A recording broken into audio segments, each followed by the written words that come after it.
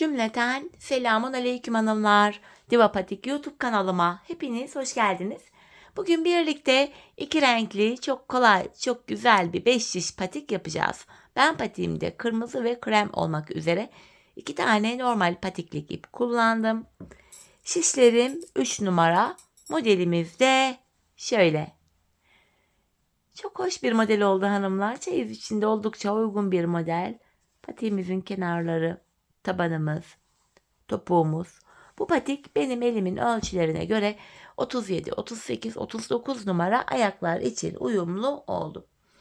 Hemen patiğimize başlayalım. Ben patiğime her zaman olduğu gibi burun kısmından başladım hanımlar. Kırmızı ipim ile 12 ilmek olarak. Şu ikinci ilmeğim 3, 4, 5, 6, 7, 8, 9, 10, 11, 12. Geri dönüyoruz. İlk sırada kenar ilmeğimi aldıktan sonra diğer ilmeklerimi ters olarak örüyorum.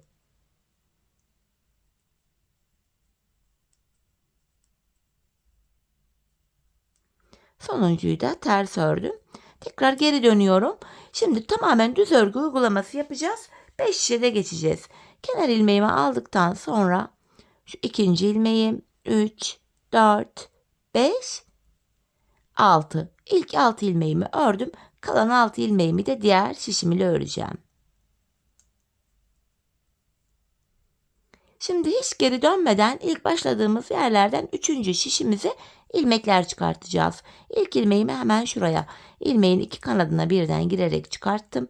Devamında ilmek çıkartabilmek için de tığımdan yardım alacağım.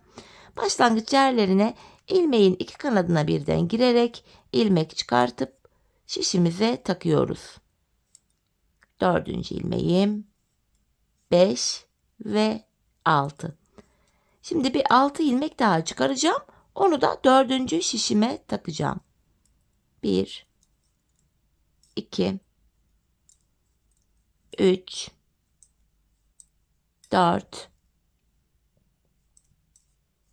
5 ve hemen şu kenardan da bir ilmek çıkarttım. 6. 4 şişimizde de 6'şar ilmeğimiz oldu. 5. şişimi aldım. Bir sıra ilmeklerimi düz olarak örüyorum. 5 şiş patikte bir sıra dediğimiz olay şudur.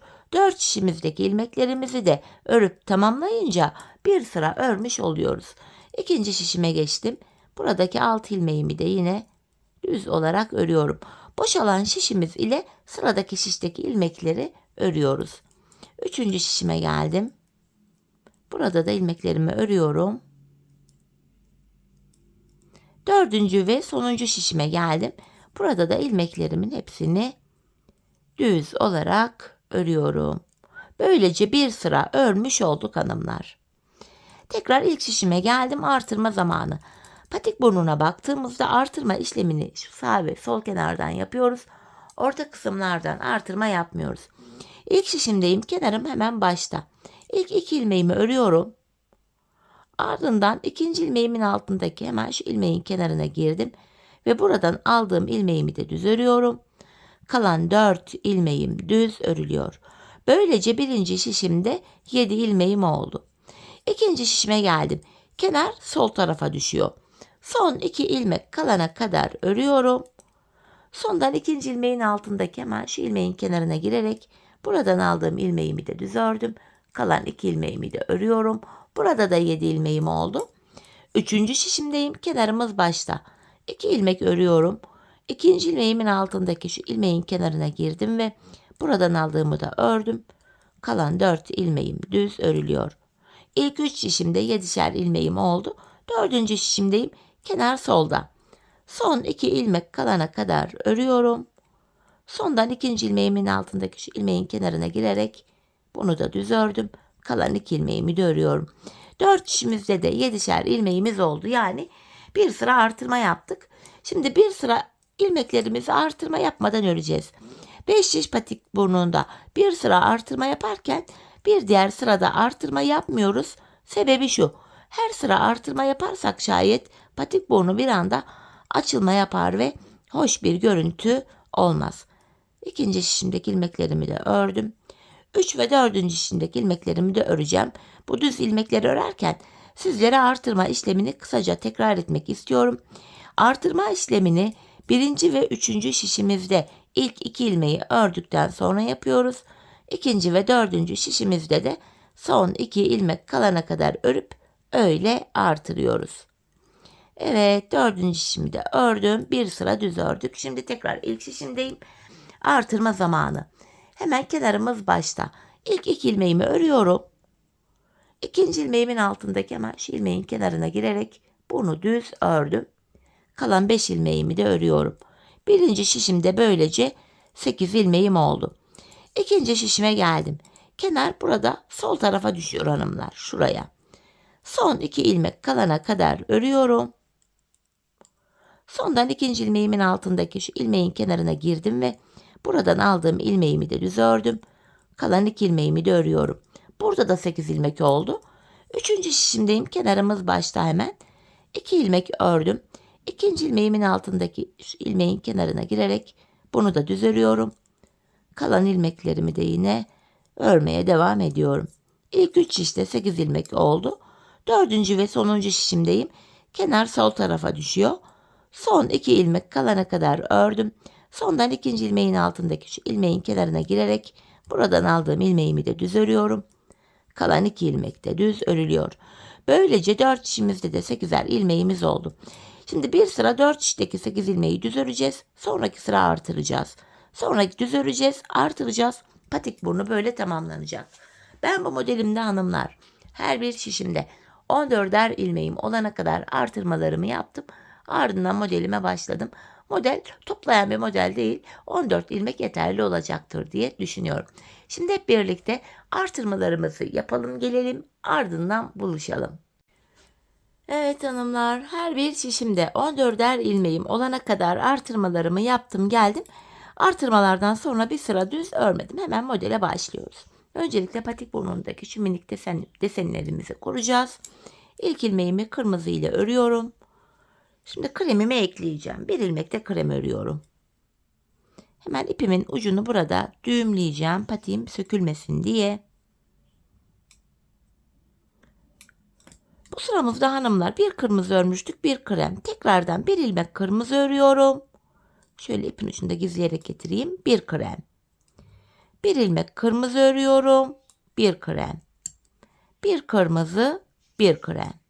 Bir kırmızı, bir krem. Bir kırmızı, bir krem. Bir kırmızı, bir krem. Devam ediyoruz. İkinci şişimizden en son krem örmüştük. Kırmızı ile devam ediyorum. Bir kırmızı, bir krem. Bir kırmızı, bir krem. Bir kırmızı, bir krem. Bir kırmızı, bir krem. Bu şekilde dolanıp gidiyoruz hanımlar.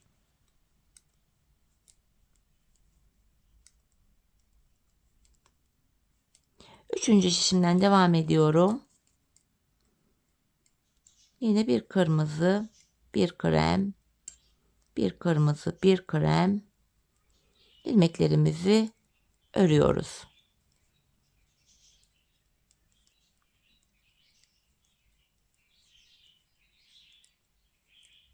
Diğer şişime geçtim. Bir kırmızı, bir krem. Devam ediyorum yine aynı şekilde. 4 şişimizi de hanımlar tamamlıyoruz. Bir sıra modelimizi 4 şişimize de kurmuş oluyoruz.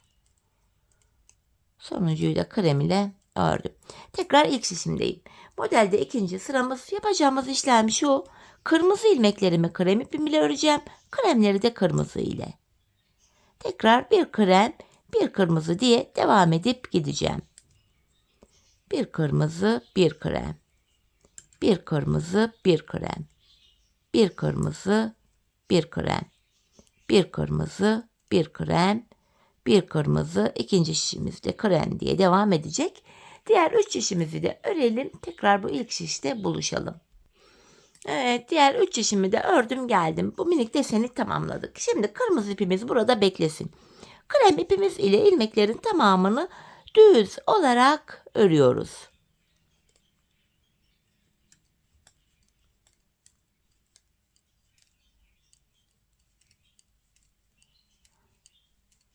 ilk şişimizi ördük.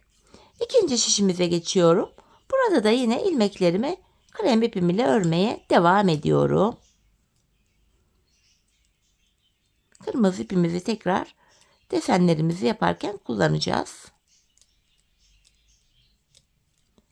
Üçüncü şişime geldim. Buradakileri de yine örüyorum krem ile.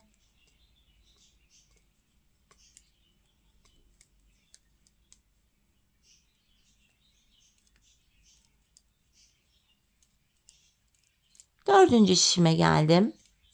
Aynı işleme burada da devam ediyorum. Hepsini örüyorum.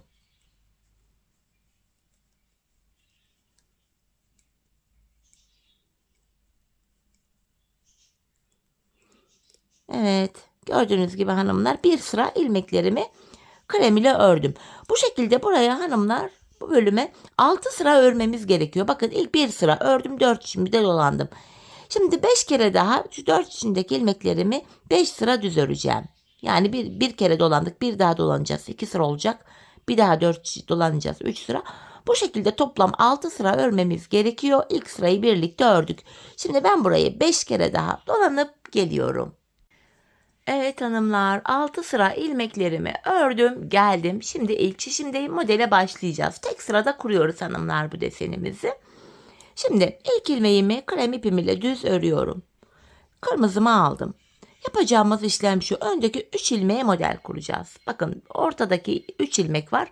Birinci değil ikinci, yani tam ortadaki ilmeğimin 4 ilmek altına ineceğim. 1, 2, 3, 4. Şişimi buradan takıyorum.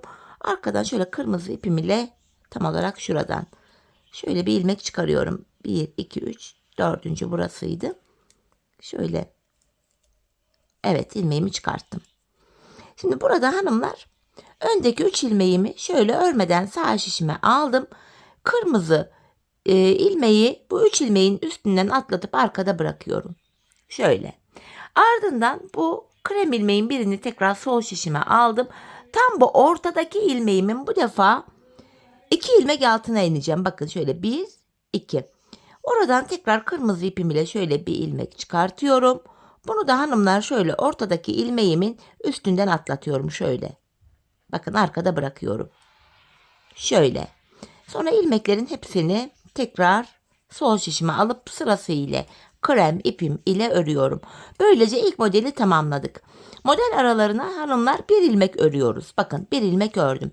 Şimdi ikinci modelimi yapacağım. Aldım kırmızımı. Önde 3 ilmeğim var. Ortadaki ilmeğin 1, 2, 3, 4 ilmek altına iniyorum. Uzun bir ilmek çıkarttım. Şu öndeki 3 ilmeğin üstünden bu kırmızı ilmeği şöyle atlatıyorum. Tekrardan şu ilmekleri şişime aldım. Tam bu ortadaki ilmeğin bakın 3 ilmek var. Orta ilmeğin 1, 2 ilmek altına girerek tekrar bir ilmek daha çıkartıyorum. Bu ilmeği de yine kremin üstünden atlatıp arkada bıraktım. Sonra bu 3 ilmeğimi sırasıyla krem ipim ile örüyorum. Bakın ikinci modelimizi de böylece yapmış olduk. Bakın görüntümüz şöyle. Hanımlar her 3 ilmeğe aynı şekilde bu modelimizi kuracağız. Ortada yine bir ilmek var. Tekrar diğer modelimi yapacağım. Şu ortadaki ilmeğin önde 3 ilmek var. Ortanca ilmeğin 1, 2, 3, 4 ilmek altından bir ilmek çıkartıyorum. Öndeki 3 ilmeğin üstünden atlatıp arkada bırakıyorum. Sonrasında şu orta ilmeğimin 2 ilmek altına inerek tekrar bir ilmek çıkartıp kırmızıyı üstünden atlattım. Sonra bu ilmeklerimi sırasıyla düz örüyorum. Ortada bir ilmek düzümüz var. Sıradaki 3 ilmeği de model kuracağız. Burada model tam denk gelsin diye ilk şişimdeki bu ilmeğimi hanımlar şöyle ikinci şişime aktaracağım. Böylece ilk şişimde 13, ikincide 15 ilmek oldu. Bilek ayrımı yaparken ilmekleri tekrar yerli yerine koyacağız. Şimdi bir ilmek örmüştük. Tekrardan ikinci şişimden modelimi kuruyorum. Önde 3 ilmeğim var. Ortadaki ilmeğin yine 1, 2, 3, 4 ilmek altına girerek buradan şöyle bir uzun bir ilmek çıkarttım. Aynı şekilde modelimi kuruyorum hanımlar. Model aynı şekil kuruluyor. Tekrar orta ilmeğimin bu defa 2 ilmek altına inerek bir kırmızı ilmek de oradan çıkarttım ve orta ilmeğimin üstünden atlatıp arkada bıraktım kırmızıyı. İlmeklerimi sırasıyla krem ipim ile düz örüyorum. Model aralarına birer ilmek düz örüyoruz. Modelimizi her 3 ilmekte bir bu şekilde kuruyoruz hanımlar. Model aralarına birer ilmek düz örüyoruz. Yine bakın aynı şekilde modelimi kuruyorum. Şöyle modelimizi tek sırada kurup hallediyoruz. Bu şekilde.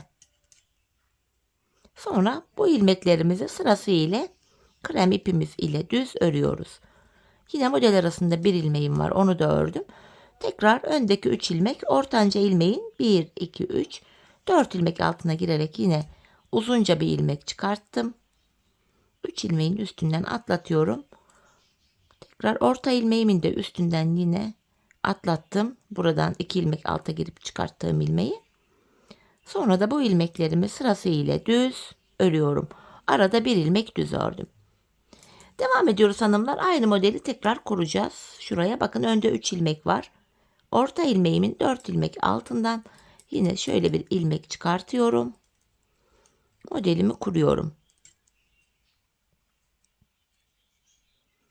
Bu şekilde.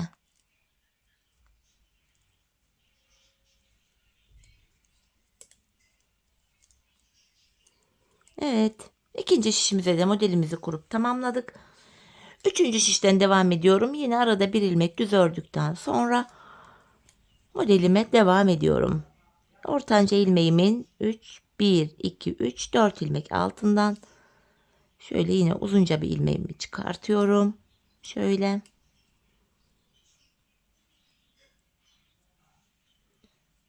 Sonra bu ortadaki ilmeğin 2 ilmek altına girerek tekrar bir ilmek de öyle çıkartıyorum. Ardından bu ilmeklerimi sırasıyla düz olarak örüyorum krem ipim ile. Yine model arasına bir ilmek düz ördüm. Diğer modelimi yapacağım aynı şekilde. 1, 2, 3, 4 ilmek alttan ilmek çıkartıyorum ve modelimi oluşturuyorum. Modelimizin kurulumu böyle hanımlar. 4 şişimizde de aynı işlemi yapıyoruz. Çok kolay, çok da gösterişli, çıtı pıtı bir model. Evet, bakın modelimi yine yaptım. Bir ilmek düz ördüm. Tekrar kırmızı ipim ile önde 3 ilmek var. Ortadaki ilmeğin şöyle 4 ilmek altına girerek tekrar ilmeğimi çıkartıyorum ve modelimi oluşturuyorum. Model bundan ibaret. Şöyle yine kırmızıyı orta ilmeğin üstünden de atlattım ve sırasıyla buradaki ilmeklerimi krem ipim ile düz örüyorum. Hemen yanına bir ilmek düz ördüm. Bakın bu üçüncü şişimizde bir ilmek kaldı. Bunu dördüncü şişime vereceğim. Modeli tam kurabilelim diye yine bu ilmekleri ön bölüm bitince yerli yerine koyacağız zaten. Hemen önde 3 ilmek var. 1, 2, 3, 4 ilmek alta girerek uzunca bir ilmek çıkartıyorum buradan. Hemen şuradan. Sonrasında kırmızı ipimi üstünden atlattım. Orta ilmeğin 2 ilmek altına girerek bir ilmek de buradan çıkartıyorum ve sırasıyla ilmeklerimi düz olarak örüyorum. Model arasına yine bir ilmek ördük. Tekrar diğer modelimi aynı şekil oluşturuyorum. Yine burada 4 ilmek alta inerek ilmek çıkartıp öndeki 3 kremin üstünden atlattım. Sonra şu tam ortadaki ilmeğin 2 ilmek altından tekrar bir ilmek çıkartıyorum. Arkada bıraktım bunu da. Ve bu ilmeklerimi krem ile ördüm. Böyle. Tekrar bir ilmeğim var arada düz. Yeniden 1, 2, 3, 4 ilmek alta girerek bir ilmek çıkarttım. Öndeki 3 ilmeğin üzerinden atlattım. Tekrar ortadaki bu ilmeğimin 2 ilmek altından yine bir ilmek çıkararak ortadaki kremin üstünden atlatıp yine arkada bıraktım. Ve ilmeklerimi sırasıyla düz ördüm. Arada yine bir ilmek düzüm var. Son kez modelimizi kuracağız. Bakın son 3 ilmeğimiz kaldı. Yine ortadaki ilmeğin 4 ilmek altından şöyle kırmızı ile uzun bir ilmek çıkarttım. Bunu öndeki 3 kremin üstünden atlatıp arkada bıraktım. Ortanca ilmeğin 2 ilmek altından tekrar ilmek çıkartarak ortadaki ilmeğin üstünden atlatıyorum ve bu 3 ilmeğimi düz örüyorum. Evet hanımlar, 4 işimize de modelimizi uyguladık. Bakın ilk modelimizi kurmuş olduk.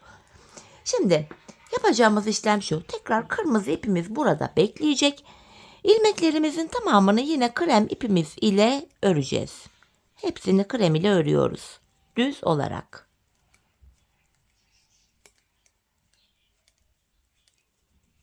Evet, ilk şişimi ördüm.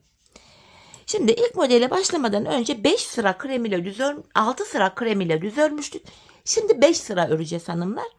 4 şişimizde 5 sıra krem ipimizle dolanacağız. Ardından diğer modele başlayacağız.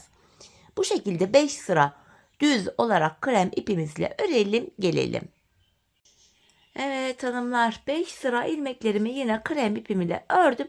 İlk yaptığımız modelin aynısını tekrar edeceğiz şimdi. Nasıl yapmıştık tekrar göstereyim sizlere. Bakın ilk ilmeğimi krem ile ördükten sonra şöyle alttan kırmızı ipimi alıyorum. Önde 3 ilmek var. Ortadaki ilmeğin 1, 2, 3, 4 ilmek altına girerek şöyle uzun bir ilmek çıkartıyorum. Yine öndeki 3 kremin üstünden şöyle atlatıp arkada bıraktım ilmeği. Tekrardan bu orta ilmeğimin, bakın tam ortadaki ilmeğimin bu defa 1, 2 ilmek altına girerek ilmek çıkartıyorum. Ortadaki ilmeğin üstünden atlatıp arkada bıraktım. Sonra bu ilmeklerimizi sırasıyla düz örüyoruz. Tekrar araya bir ilmek düz ördükten sonra aynı şekilde ikinci modeli yapıyoruz. Öndeki 3 ilmeğin 1, 2, 3, 4. Ortanca ilmeğin 4 ilmek altından uzun bir ilmek çıkarttım. Öndeki 3 ilmeğin üstünden atlattım. Sonra ortadaki ilmeğin 2 ilmek altından bir ilmek çıkartıyorum ve ortadaki ilmeğin üstünden atlatıyorum onu da. Bu 3 ilmeğimi düz olarak örüyorum. Yine model arasında bir ilmek düz ördük. Diğer modelimi yapacağım şimdi de. Ortadaki ilmeğimin 1, 2, 3, 4 ilmek altına girerek yine uzun bir ilmek çıkartıyorum. Öndeki 3 ilmeğin üstünden hanımlar yine bu şekilde atlattım. Şu ortadaki ilmeğimin 2 ilmek altından tekrar bir ilmek çıkararak bunu da ortadaki ilmeğimin üstünden atlatıyorum. Ve ilmeklerimi, bu 3 ilmeğimi düz örüyorum. Tekrar araya bir krem ördükten sonra ikinci şişimize de aynı şekilde modelimizi tekrar kuracağız. Model bu şekilde devam edecek hanımlar. Diğer 3 şişteki modeli tamamlayınca yine 4 şişimizdeki ilmekleri de 5 sıra krem ipimiz ile düz örüp 3. modeli başlatacağız. Ardından tekrar 3. model bitince 5 sıra krem ile örüp 4. modeli yapacağız. Tekrar 5 sıra krem ile örüp 5. modeli yapacağız. Toplamda 5 tane model yapıyoruz hanımlar. En son 5. modeli yaptıktan sonra krem ile hiç düz örmeyeceğiz. Orada kalacağız. Orada buluşacağız hanımlar. Çünkü devamında birlikte devam edeceğiz. Şimdi 5 adet modelimizi bu şekilde yapalım. Ardından buluşalım. Evet hanımlar, toplamda 5 tane modelimi yaptım geldim. En son 5. modelimi burada tamamladım. Krem ipim ile hiç örmedim. Direkt kırmızı ipime geçeceğim. İlmeklerimizin tamamını artık patiğimizin ön bölümünü tamamladık. Kırmızı ipimiz ile örüyoruz. Bu bölümde hanımlar modelimizi kurarken ilk şişimizden ikinci şişimize bir ilmek almıştık. Bu ilmeği tekrar geri alacağım. Bakın 13 ilmeğim var. Bir ilmek ikinci şişimden ördüm. 14 ilmek oldu. Şu diğer şişlerdeki ilmekleri de böyle 14'er ayıracağız tekrardan. İlmekleri yerli yerine koyacağız. İlk şişimi ördüm. Şimdi krem ipimizle işimiz kalmadı. Kesip ucunu arkaya düğümleyebiliriz. Şimdi 4 şişimizdeki ilmeklerimizi de 2 sıra kırmızı ipimiz ile örelim gelelim. Evet, ilmeklerimi 2 sıra ördüm geldim. Krem ipimi kestim, ucunu da arkaya düğümledim. Şimdi bilek ayrımı yapacağım. İlk şişimdeyim hanımlar. İlk şişimde son bir ilmek kalana kadar ilmeklerimi örüyorum düz olarak. Bakın burada son bir ilmek kaldı. Bu sonuncu ilmek ile ikinci şişimdeki ilk ilmeği alıyorum. Bu iki ilmeği şöyle birbiriyle yer değiştirdim. Yer değiştirdiğim ilk ilmeğimi ilk şişimle örüyorum. Bilek ayrımında yani burada ilmekleri yer değiştirerek ördüm. Sebebi şu: bilek ayrımı yaptığımız yer daha sıkı ve sağlam oluyor. Artık patiğimizin bu arka bölümlerine geçtik hanımlar. Patiğimin şu bilek kenarlarına ben 8'er ilmek haroşa ördüm. Ben örgümüzün hem ön hem arka yüzünde düz örgü örerek haroşalarımı elde ediyorum. İkinci şişimdeyim. Bilek kenarına ilk 8 ilmeğimi haroşa örüyorum şimdi. Yani düz. 7 ve 8. Devamındaki ilmekleri de düz örmeye devam edeceğim. Artık patiğimizin ön bölümünü tamamladık. Arka bölüme geçiş yaptık. Arka bölümde ön yüzde düz örgü, arka yüzde de ters örgü uygulaması yapacağız. Bilek ayrımına kadar ilmekleri öreceğiz. Ardından geri döneceğiz. Geri döndüğümüzde arka yüzde olacağımız için ilmeklerimizi ters öreceğiz. Sadece bilek kenarlarındaki 8'er ilmek haroşa olarak örmemiz gerekiyor. Patiğimin arka bölümlerinde buralarda ilmeklerimi şöyle alıyorum hanımlar. Şişim üstte, ipim altta şöyle. Ön bölümleri yaparken tam tersi. Şişim altta, ipim üstte alıyordum. Arkaları örerken ilmekleri farklı almamın sebebi şu. Arka yüzde ters örgü örerken ilmek yönüm düzgün düşüyor. Sebep bu. Sizler örgünüz nasıl düzgün düşüyorsa o şekilde yapabilirsiniz. Tekrardan şu ilk şişime geldim. Bilek ayrımı yaptığımız şişimiz. Yine burada da ilmeklerimiz düz örülüyor. Bakın son 8 ilmeğim haroşa. Bunu da yine düz örüyorum. Bilek ayrımına geldim. Şimdi geri döneceğim. Arka bölümde yapacağımız işlem bu. Bilek ayrımı yaptığımız şu ilk şişimize kadar öreceğiz, geri döneceğiz. Öreceğiz, geri döneceğiz. Kenar ilmeğini örmeden aldım. Kenar ilmeğim ile birlikte toplam 8 ilmek haroşamı düz örüyorum. 6, 7 ve 8. Devamındaki ilmekleri de bakın şu anda arka yüzdeyim. Ters olarak örüyorum. Bir diğer şişime geçtim. Burada da yine ilmeklerimi ters öreceğim. Hanımlar, patiğimizin arkasında yapacağımız işlem bundan ibaret. Başka da bir işlem yok. Bilek ayrımına kadar örüyoruz, geri dönüyoruz. Örüyoruz, geri dönüyoruz. Ön yüzdeysek eğer düz örgü, arka yüzdeysek de şu anda yaptığımız gibi ters örgü uygulaması yapıyoruz. Sadece bilek kenarlarındaki 8'er ilmek haroşa olarak örmemiz gerekiyor. Evet, bilek ayrımı yaptım. Son şişime geldim. Burada da yine ilmeklerimi ters örüyorum. Bu şekilde son 8 ilmeğim haroşa, bunları düz olarak örüyorum. Bu şekilde hanımlar bilek ayrımına geldik. Tekrardan geri döneceğiz. Bakın bilek ayrımına kadar ördüm, geri dönüyorum. Hep böyle devam edecek bu. Ön yüzdeyim. Kenar ilmeğim ile birlikte toplam 8 ilmek haroşam yine düz örülüyor. Bu şekilde.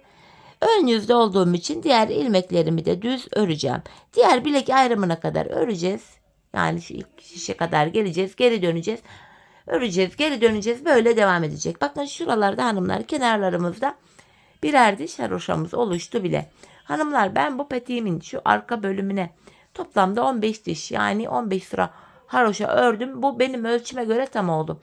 Sizler bu aşamada patiğinizi örerken ayağınıza ölçün hanımlar. Deneyerek yapın. Ayağınıza giyin, şu arka bölümü şu topuğunuzun kenarına gelene kadar örmeniz gerekiyor. Bu şekilde ölçü alarak yaparsanız, kaç numara örecek olursanız olun, patik ayağınıza tam olur. Şimdi hep birlikte patiğimizin arkasını ölçülerimize göre örelim, ardından topukta buluşalım. Evet hanımlar, patiğimin arka bölümünü ördüm, geldim, şurada 15 sıra haroşam var. Bu aşamada arka bölümü ördükçe bakın bilek ayrımı yaptığımız şu bölüm böyle genişledi. 4 şişteki ilmeklerimizin hepsi bakın dümdüz duruyor. Tek şişte toplandı. Ben de bu aşamada topuk kesiminde bana kolaylık sağlasın diye ön yüzden baktığımızda sol tarafa 24 ilmek ayırdım. Kalan ilmeklerimi de sağ şişime taktım. Şimdi topuğumuzu örmeye başlayacağız. Topuk bölümünde kenardaki 8 ilmek haroşamızı yine haroşa olarak öreceğiz. Topukta da model bütünlüğü sağlansın diye. 8 haroşamı ördüm. Ön yüzdeyim, ilmeklerimi düz olarak ve sayarak örmeye devam edeceğim. 8 haroşadan sonra devam ediyorum. 9, 10, 11, 12, 13, 14, 15, 16, 17, 18, 19, 20, 21, 22, 23 ilmeğimi ördüm. 24. ilmekte öndeki ikisini alıyorum. Birlikte keserek örüyorum. Kesimimizi yaptık. Zaten sol tarafa da 24 ilmek ayırmıştık. Burada da 24. ilmekte kesimi yaptık. Topuğumuz için ortada 7 ilmek kaldı. Bu 7 ilmek her sırada birer birer kesilecek, eksilecek, bitecek ve böylece topuğumuz oluşacak. Şimdi kesimden sonra geri dönüyorum hanımlar. Arka yüzdeyim. İlk ilmeğimi örmeden aldım. Arka yüzde olduğum için buradaki ilmeklerimi ters olarak örüyorum. Sadece kenardaki son 8 haroşa ilmeğimi düz öreceğim. Son 8 ilmeğime geldim. Haroşalarımı düz olarak örüyorum. Tekrar geri döndüm. Ön yüzdeyiz hanımlar. Bir önceki sırada yaptığımız işlemin aynısını yapacağız. Yani ilk 23 ilmeğimizi öreceğiz. 24. ilmekte kesimimizi yapacağız. Yine 8 haroşamı ördüm. Sayarak gidiyorum. 9, 10, 11, 12, 13, 14, 15, 16, 17, 18, 19, 20, 21, 22, 23. 24. ilmekte öndeki ikisini keserek ördüm. İkinci kesimi yaptık. Şimdi baktığımızda burada da 6 ilmek kaldı.